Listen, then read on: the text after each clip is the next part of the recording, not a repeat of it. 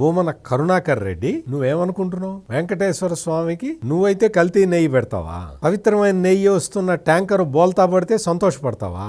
ఏంటిది? మీరేమనుకుంటున్నారు? కొత్త ఈవోకి సమస్యలు సృష్టిద్దామని చూస్తున్నావా Bhumana Karunakar Reddy? I'm asking a straight question. నువ్వు ఒక వీడియో తయారు చేశావా లేదా? కొత్త ఈవో మొద్దాడ రవిచంద్ర అని ఛాలెంజ్ చేశావా లేదా? నీకు సమస్యలు నేను సృష్టిస్తా కాచుకో అన్నావా లేదా? అంటే కొండాపూర్ లో ట్యాంకర్ బోల్తా పడుతుంది అన్న విషయం నీకు ముందరే తెలుసా ఏంటి?